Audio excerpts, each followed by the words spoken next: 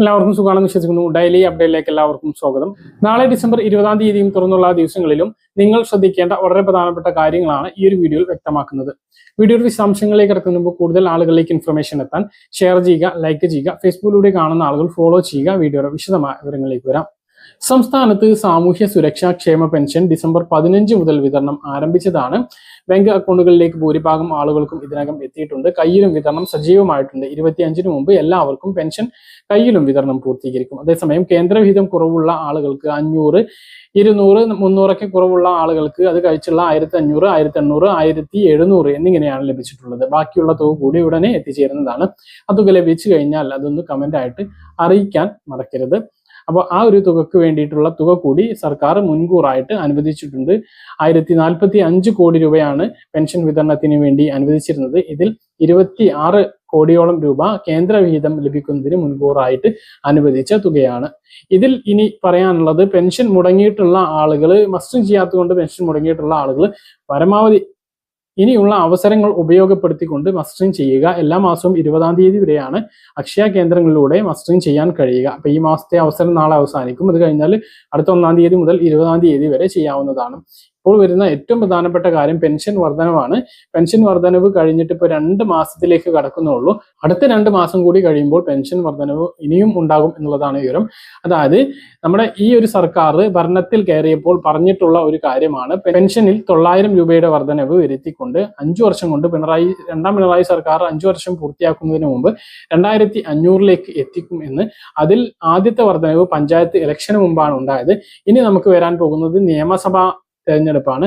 അതിന് തൊട്ടു മുമ്പുള്ള ഇടക്കാല ബജറ്റാണ് ഫെബ്രുവരിയിൽ നടക്കാൻ വേണ്ടിയിട്ട് പോകുന്നത്. ആ ഒരു ബജറ്റിൽ തന്നെ പെൻഷൻ വർധനവുമായി ബന്ധപ്പെട്ട പ്രഖ്യാപനം ഉണ്ടാകും എന്നാണ് വിവരം. അതിൽ 500 രൂപയാണ് കൂട്ടുക എന്നുള്ളതാണ് പറയപ്പെടുന്നത്. അതായത് നേരത്തെ വാഗ്ദാനം ചെയ്തിട്ടുള്ള ആ ഒരു തുകയിലേക്ക് പെൻഷൻ തുക എത്തിച്ച് 2 മാസമെങ്കിലും വിതരണം ചെയ്യുക എന്നുള്ളതാണ്. അതായത് മെയ് മാസത്തിലെങ്കിലും ഇലക്ഷൻ ഉണ്ടാകും എന്നുള്ളതാണ്. അപ്പൊ ഇനി 5 മാസം കഴിഞ്ഞാൽ 6 മാസത്തോടു കൂടിയിട്ട് അടുത്ത തെരഞ്ഞെടുപ്പ് വരികയാണ്. അതിനു മുമ്പ് ഒരു പെൻഷൻ വർധനവും കൂടി ഉണ്ടാകും. നിലവിൽ നമുക്കറിയാം, തദ്ദേശ സ്ഥാപന തെരഞ്ഞെടുപ്പിൽ സർക്കാരിന്റെ പാർട്ടികൾക്കെല്ലാം വലിയ തിരിച്ചടിയാണ് നേരിട്ടത്. അത് മറികടക്കുക എന്നുള്ള ലക്ഷ്യം കൂടി പെൻഷൻ വർധനവുമായി ബന്ധപ്പെട്ട് ഉണ്ടാകും എന്നുള്ളതാണ് വിവരം. സംസ്ഥാനത്ത് ഡിസംബർ മാസത്തെ ക്രിസ്മസ് പെൻഷൻ വിതരണം തുടങ്ങി എങ്കിലും കെട്ടിട നിർമ്മാണ തൊഴിലാളികൾക്ക് പെൻഷൻ എത്തിയില്ല. പ്രവാസി പെൻഷൻ വിതരണവും ആരംഭിച്ചിട്ടില്ല. പ്രവാസി പെൻഷൻ നവംബറിൽ കിട്ടിയിട്ടുണ്ട് എങ്കിൽ അന്ന് താഴെ കമന്റ് ആയിട്ട് അറിയിക്കാൻ മറക്കരുത്. എല്ലാവർക്കും പെൻഷൻ വർദ്ധിപ്പിച്ചപ്പോൾ കെട്ടിട നിർമ്മാണ തൊഴിലാളികൾക്ക് പെൻഷൻ 18 മാസത്തെ കുടിശ്ശിക ഉണ്ടായിരിക്കെ 1600 തന്നെ നിലനിൽക്കുകയാണ്. അവർക്ക് 2000 ഇതുവരെ ലഭിച്ചിട്ടില്ല. തദ്ദേശ തെരഞ്ഞെടുപ്പിൽ തോറ്റെങ്കിലും തെരഞ്ഞെടുപ്പിന് മുമ്പ് പ്രഖ്യാപിച്ചിട്ടുള്ള സ്ത്രീ സുരക്ഷാ പെൻഷനും ഉദ്യോഗാർത്ഥികൾക്കുള്ള 1000 രൂപ മാസം ലഭിക്കുന്ന സ്കോളർഷിപ്പും ഉടൻ നടപ്പിലാക്കും. ഇതിനു വേണ്ട നടപടികൾ സർക്കാർ തുടങ്ങി. തദ്ദേശ തെരഞ്ഞെടുപ്പിന് മുമ്പ് പ്രഖ്യാപിച്ച വീട്ടമ്മമാർക്കുള്ള പെൻഷനും തൊഴിൽ അന്വേഷകർക്കുള്ള സ്കോളർഷിപ്പും വിതരണം ചെയ്യാനൊരുങ്ങി സംസ്ഥാന സർക്കാർ. തദ്ദേശ തെരഞ്ഞെടുപ്പിൽ തിരിച്ചടി നേരിട്ടു എങ്കിലും നിയമസഭാ തെരഞ്ഞെടുപ്പിന് മുമ്പ് ജനക്ഷേമ പദ്ധതികളിൽ ഊന്നിത്തന്നെ കളം പിടിക്കാനാണ് സർക്കാർ നീക്കം.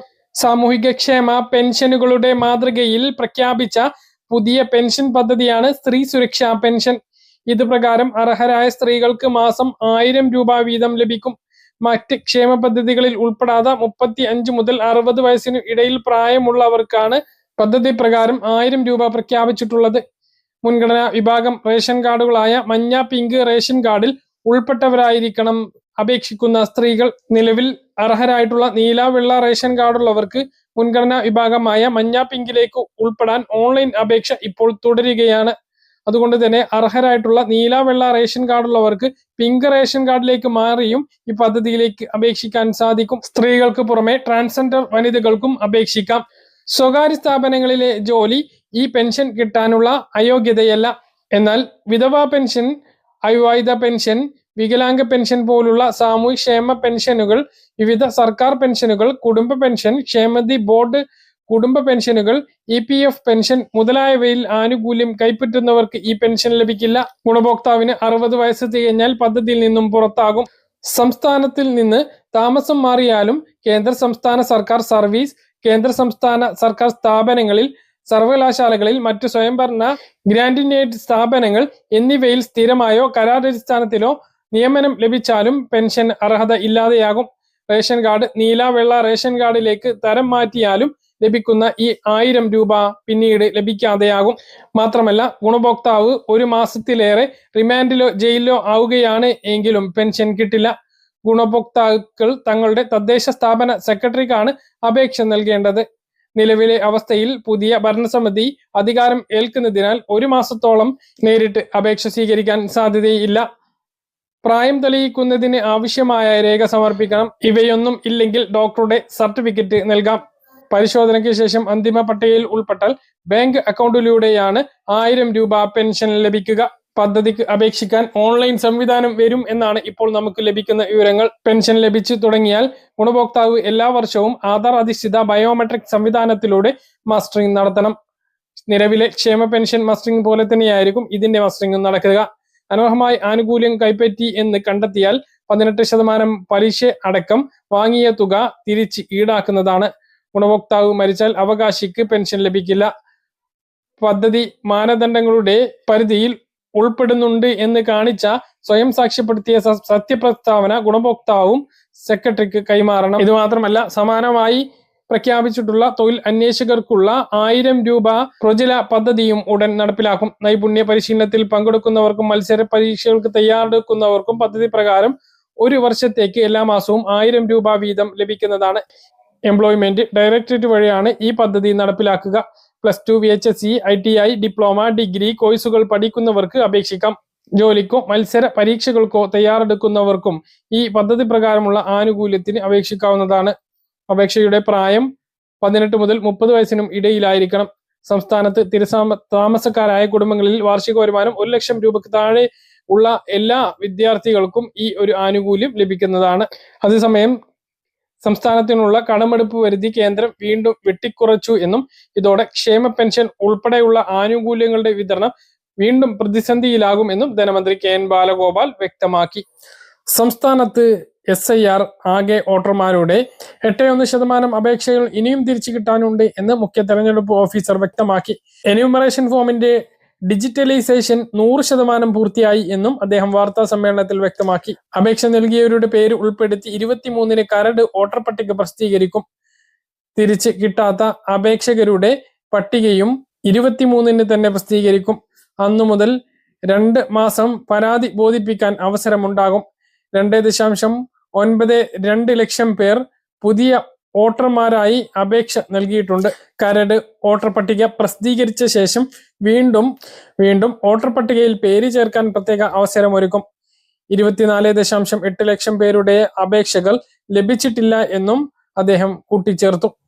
സംസ്ഥാനത്ത് സ്കൂൾ ചേരുന്നതിന് മുമ്പുള്ള പ്രീ പ്രൈമറി പഠനത്തിന് 3 വർഷത്തെ കോഴ്സ് ചിട്ടപ്പെടുത്താനുള്ള ഒരുക്കത്തിലാണ് വിദ്യാഭ്യാസ വകുപ്പ്. പ്രീ പ്രൈമറി പഠനത്തിനും ഏകീകൃത മാനദണ്ഡങ്ങൾ കൊണ്ടുവരാനാണ് സർക്കാർ ഉദ്ദേശിക്കുന്നത്. സ്വകാര്യ പ്രീ പ്രൈമറി സ്കൂളുകളുടെ നിയന്ത്രണത്തിനും വിദ്യാഭ്യാസത്തിന്റെ ഗുണനിലവാരം മെച്ചപ്പെടുത്തുന്നതിനുമാണ് പുതിയ മാർഗനിർദ്ദേശം ആവിഷ്കരിക്കുന്നത്. അടുത്ത അധ്യയന വർഷം മുതൽ ഏകീകൃത മാനദണ്ഡങ്ങൾ പ്രകാരമായിരിക്കും പ്രീ സ്കൂളുകളുടെ പ്രവർത്തനം. പൊതുവിദ്യാഭ്യാസ വകുപ്പും വനിതാ ശിശു വികസന വകുപ്പും ചേർന്ന് പ്രീ സ്കൂളുകൾക്ക് പൊതുവായ ചട്ടക്കൂട് തയ്യാറാക്കും. പ്രീ സ്കൂളിലെ അധ്യാപകരുടെ യോഗ്യത, അടിസ്ഥാന സൗകര്യങ്ങൾ, പഠനരീതി എന്നിവ പരിഷ്കരിക്കും. തോന്നിയതുപോലെ പ്രീ സ്കൂളുകൾ ആരംഭിക്കാം എന്ന നിലവിലെ സ്ഥിതി ഏകീകൃത ചട്ടക്കൂട് വരുന്നതോടെ മാറും. സ്വകാര്യ പ്രീ പ്രൈമറി സ്കൂളുകൾ ഏകീകൃത മാനദണ്ഡങ്ങളോടെയല്ല പ്രവർത്തിക്കുന്നത് എന്ന പരാതി ഉയർന്ന സാഹചര്യത്തിൽ വിദ്യാഭ്യാസ ഗുണനിലവാരം മെച്ചപ്പെടുത്തുക എന്ന ഉദ്ദേശത്തോടു കൂടി ഏകീകൃത മാനദണ്ഡങ്ങൾ നടപ്പിലാക്കാൻ സർക്കാർ തീരുമാനിച്ചു. നിലവിൽ തദ്ദേശ സ്ഥാപനങ്ങളാണ് പ്രീ സ്കൂളുകൾക്ക് അനുമതി നൽകുന്നത്. പുതിയ നിയമം കൊണ്ടുവരുന്നതോടെ പ്രീ പ്രൈമറി സ്കൂളുകൾക്ക് രജിസ്ട്രേഷൻ നിർബന്ധമാക്കും. പൊതുവിദ്യാഭ്യാസ വകുപ്പും വനിതാ ശിശു വികസന വകുപ്പും പ്രീ പ്രൈമറി സ്കൂളുകളിൽ പരിശോധന നടത്തി അടിസ്ഥാന സൗകര്യങ്ങൾ, പഠനാന്തരീക്ഷം എന്നിവ ഉറപ്പുവരുത്തുകയും ചെയ്യും. അടുത്ത അധ്യയന വർഷം മുതൽ 1-ാം ക്ലാസ് പ്രവേശനത്തിനുള്ള കുറഞ്ഞ പ്രായം 6 വയസ്സ് ആക്കുന്നതിനോടൊപ്പം പ്രീ പ്രൈമറി വിദ്യാലയ കാലയളവ് 2 വർഷത്തിൽ നിന്നും 3 വർഷമാക്കി ഉയർത്തുകയും ചെയ്യും. കാര്യങ്ങൾ കൃത്യമായിട്ട് മനസ്സിലാണെന്ന് കരുതും. ഇതുപോലുള്ള ഇൻഫർമേഷൻ ലഭിക്കാൻ ചാനൽ സബ്സ്ക്രൈബ് ചെയ്യുക, ബെൽ ഐക്കൺ എനേബിൾ ചെയ്ത് വെക്കുക. മറ്റൊരു വീഡിയോയുമായി നമുക്ക് വീണ്ടും കാണാം. ദൂരേക്ക്.